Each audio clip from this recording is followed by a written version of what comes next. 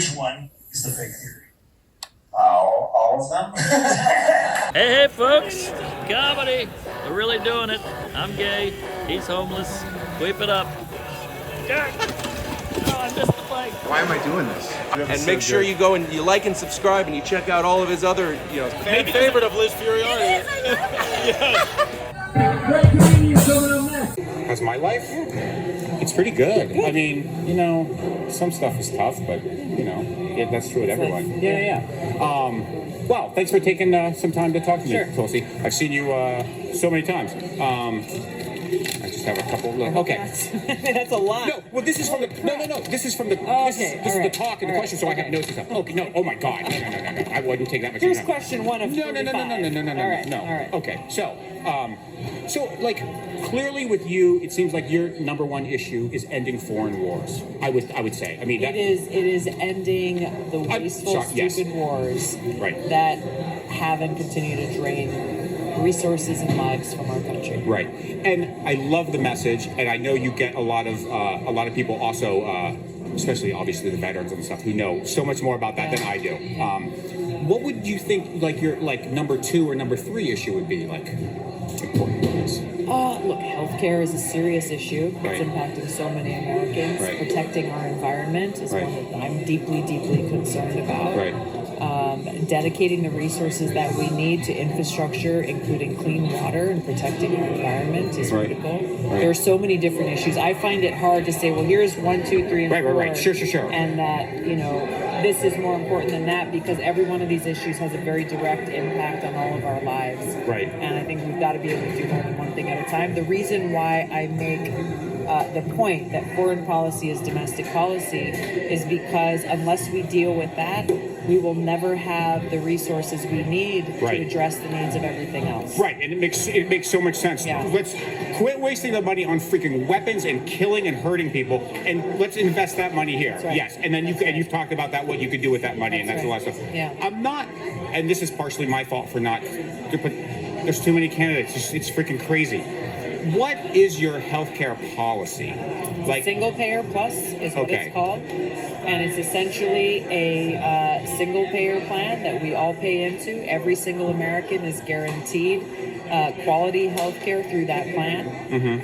Also allowing those, if you choose to buy into private insurance, or if there's nonprofit insurance, supplementary insurance, or employer-sponsored insurance, if that's what you want, obviously you have the freedom and choice to do so. So those supplemental things, what would,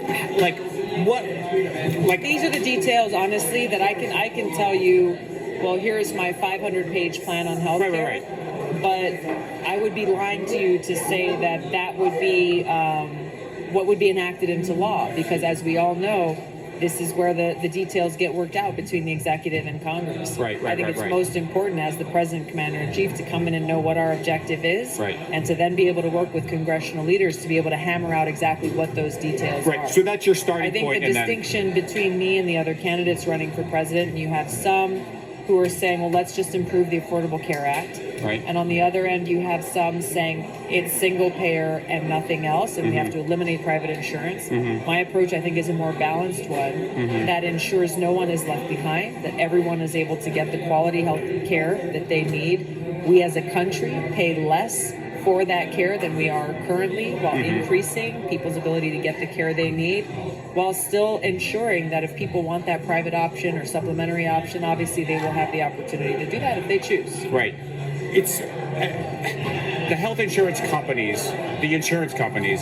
The only reason they're in business is to deny people care. That's their business model. So as long as we keep them part of it, it seems like the prices will just keep going up. Is there a way to cap that stuff? I disagree with that, because we've seen how it works in other countries like Australia, where that's the model that I've been looking at and saying, hey, let's take the base of that model and see how we can best apply it here. Because they have consistently ranked higher than we have in lower cost of what they're paying in to provide that care, as well as better quality outcomes for their people. The reality is that every other developed country in the world that has some form of universal health care, whether it's single payer or some other form, they all have some presence of private insurance in some fashion, and every country is different. So to say that it can't be done, I think is just not accurate. Right. For one more quick question. Okay. Well, this is going to be just a goofy question. I don't know if you. I don't know if it was your last one or the one before. There was a whole bunch of international students from the NYU. Yeah. Did they get to ask you questions? And did you see Frank Luntz? And did he ask a question? I actually had a chance to visit with them earlier in the day. Okay, right. Frank Luntz actually reached out and said, "Hey, can I bring my students by?" Right. We sent them out. They went canvassing. They went knocking on doors. Oh, wow. So we had a chance to engage a little bit more earlier in the day. Right. One of them asked a question at the town hall. Right. And then they're going to test your message as they did with the other people who they saw at focus groups, like after the fact. See, I didn't know that. And because they're most concerned about that 6% of people that flipped to Obama, and then when I think we have to grab all the freaking people who don't vote, because that's an even larger group. But I know you probably also agree with their 6% thing, because you're trying to get both sides a little bit. Why that's their calculus is they know that it's really, really hard to convince people who don't vote to vote. Yeah. So they're going for the lower hanging fruit, people who are actually regular voters, right? But who are going to be that. And that would certainly flip New Hampshire, because it was so close last time. Yeah. Okay, cool. Thank you. Yeah, and then thank you so much for your time. I appreciate it. And the cars are all gone. No more cars, baby. I truly don't know what I just experienced. Comedians opening cards, no coffee.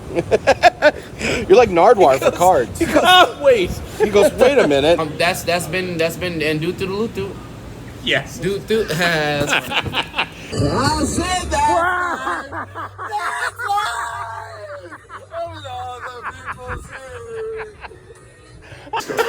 And this will end it, because I want to get this out there. I said I was too busy banging a chick. This is literally the most depressing thing that has ever happened to me.